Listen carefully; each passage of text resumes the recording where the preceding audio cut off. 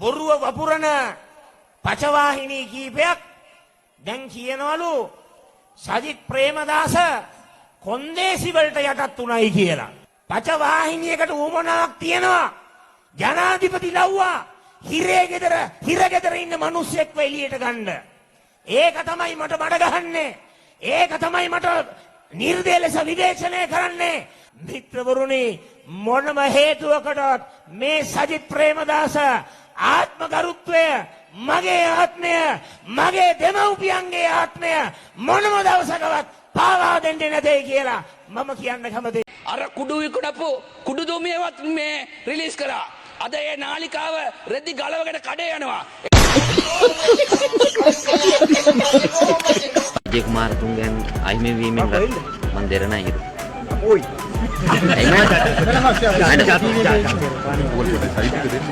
තුමියගේ සහාය කොහොමද දෙන්නේ? ඔයා මොන channel එකෙන්ද?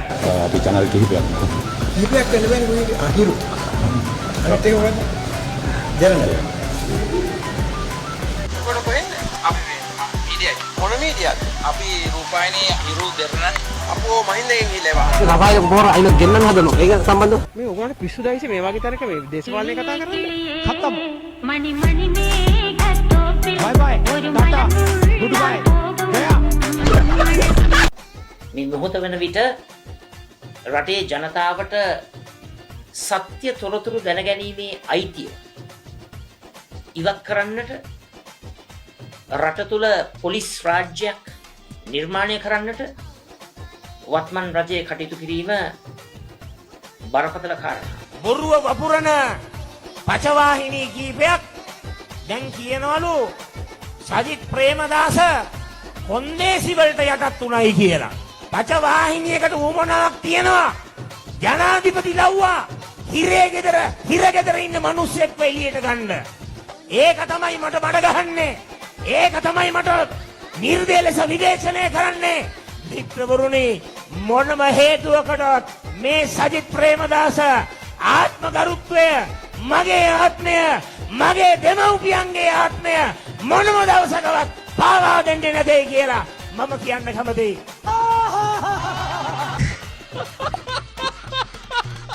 නීති විරෝධී ව්‍යාපාරවලින් මුදල් හම්බු කරලා ඇත්ත වශයෙන්ම මම හිරු රූපවාහිනිය දකින්නේ කළු සල්ලි සුදු කරන ව්‍යාපාරයක් හැටියට මම වගකීමෙන් කියනවා. හිරු television is a money laundering operation. අද හිරු තමන්ගේ අයථා ව්‍යාපාරය ගෝඨාභය රාජපක්ෂ පාලනයක් යටතේ වඩාත් පහසුවෙන් එදා මෙන්ම ගෙන යන්නට පුළුවන් කියන විශ්වාසය තියෙන නිසාත් ඒ වගේම මිනිමැරුමකට අද හිරගෙදර පසු වෙන තමන්ගේ සහෝදරයා බේර ගැනීම තමයි මේ අසික්කිත ජනමාධ්‍ය කලාව ක්‍රියාත්මක කරන්නේ. බොරු කියන. දැන් මමත් මේ වෙනකොටත් මැතිවරණ කොමසාරිස්තුමාට පැමිණිලි කරා. ෆෞසි ඇමතුමා කියපු කතාවක් සම්පූර්ණයෙන්ම කිසිම පදනමක් නැතුව විකෘති කළා දැම්මා. ඔය නවීන් දිසානායක ඇමතුමා කියන විදිහට විකෘති කළා දානවා. හැමදාම සම්පූර්ණයෙන්ම බොරු දානවා. අපි කියන්නේ ආණ්ඩුවේ හොඳ කියන්නේ කියලා. නමුත් වගකිය යුතු මාධ්‍ය ආයතනයක් නම් වගකීමෙන් කටයුතු කරන්න ඕනේ. නමුත් එසේ නොවන නිසා අපි මේ අයට සුදු වෑන් යවන්නෙත් නෑ. මේ අය පස්සේ වෙනත් නිල නොවන හමුදා යවන්නෙත් නෑ. සිරස ආයතනයට කරා වගේ මේ අයගේ හිරු ආයතනය අපි ගිනි තියන්නෙත් නෑ. නමුත් අපි ජනතාවගෙන් ඉල්ලීමක් කරනවා මේ අසික්කිත මාධ්‍ය කලාව නවතන් කරන්න, වහාම හිරු වර්ජනය කරන්න. පොහොට්ටුකාරයන්ටත් මම කියනවා මේ වගේ අසික්කිත මාධ්‍ය කලාවක් දවසක ඒගොල්ලන්ගේ පස්සෙත් එනවා. ඒක නිසා හොඳම දේ මෙවැනි මාධ්‍ය ආයතනයන් අපේ මාධ්‍ය භූමිකාවෙන් සදහටම තුරන් කරන්න ඕනේ. මේ මොහොත වෙන විට රටේ ජනතාවට සත්‍ය තොරතුරු දැනගැනීමේ අයිතිය ඉවත් කරන්නට, රට තුල පොලිස් රාජ්‍යයක් නිර්මාණය කරන්නට වත්මන් රජයේ කටයුතු කිරීම බරපතල කාරණා. එකේ ගලවලා තමයි කතා කරන්නේ. මොකද මට මේක දිරවන්නේ.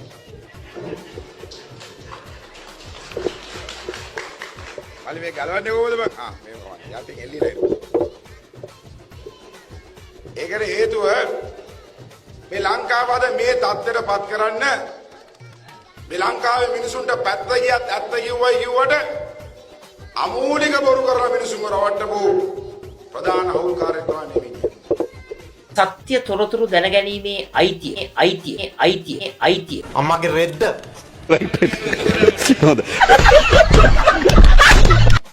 එක මාධ්‍යයකින් මාව දාන්නේ මොකද ඒගොල්ලන්ට ඕන සමාව දෙන්න නැති නිසා. තමයි එක්කෙනෙක් කතා කරලා තියනවද? මට පහර ගහනවා දැන් මේ ඡන්ද ව්‍යාපාරේ. ඒ වගේ දූෂණ එකක් තියනවද?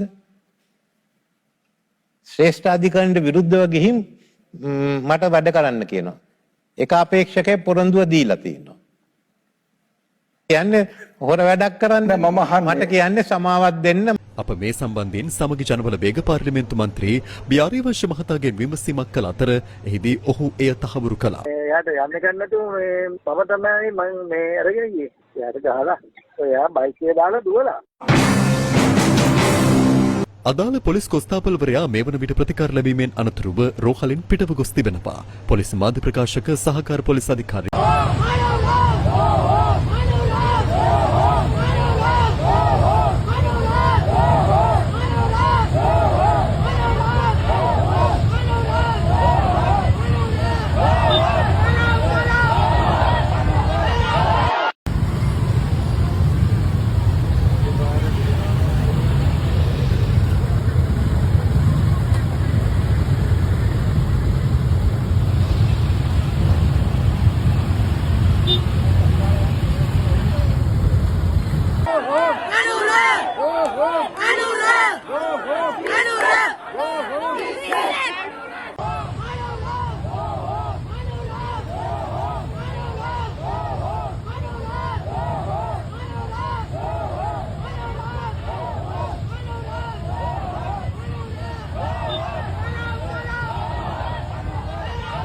Meanwhile,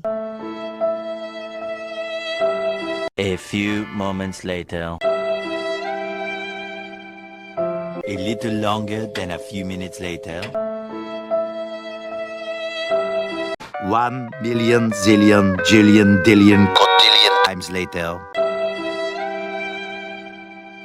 Meanwhile,